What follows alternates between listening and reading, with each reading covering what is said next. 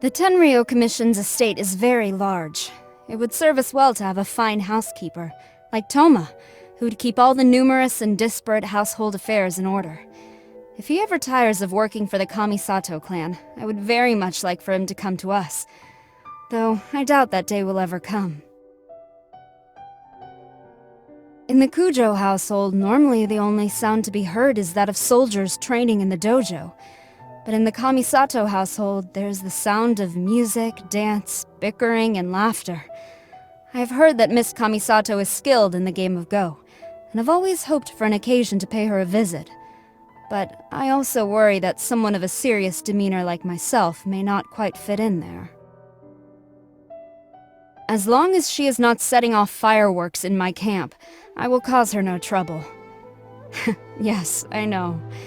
All else aside, her fireworks are spectacular and brilliant, and she deserves all the praise she gets. The issue for me is that fireworks are fleeting in nature. After one brief moment of dazzling light, all that remains is the pitch-black night sky, the same as before. So I often have to caution myself not to become too captivated by this illusory spectacle. It is transient, but Inazuma is eternal, and my mission is to protect Inazuma. Shikanoin and I may be colleagues, but I have few positive words to say about him. He seems preoccupied with his personal schemes, while official duties take second place.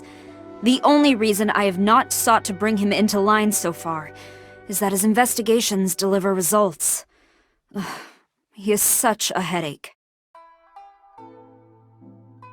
As I'm sure you've heard many times before, the Almighty Shogun seeks eternity, an existence beyond the dominion of thought and longing.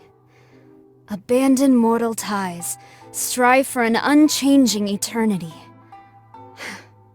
The Almighty Shogun's manner is always resolute, and I do not always fully grasp the meaning of her words.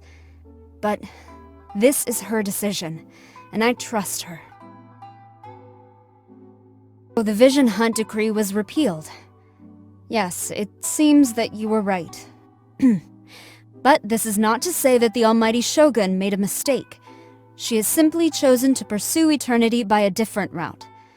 I do not know whether the Shogun has finally found inner peace after protecting Inazuma over all these millennia.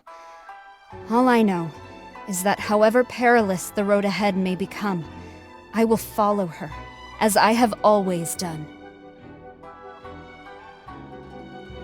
Gujiai's actions often leave me with many questions. Nevertheless, the fact that she is the head shrine maiden of the Grand Narukami Shrine clearly shows the level of trust and approval that the Shogun places in her, and for this reason, I also greatly respect her. But if there ever comes a day when she disobeys the Shogun's will, then please accept my apologies in advance.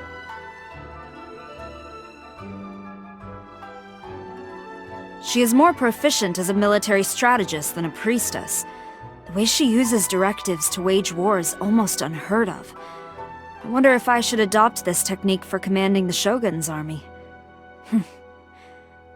But this could lead us to a situation whereby war is waged at the negotiation table, each side with their pack of strategy cards, playing them one by one until a victor emerges.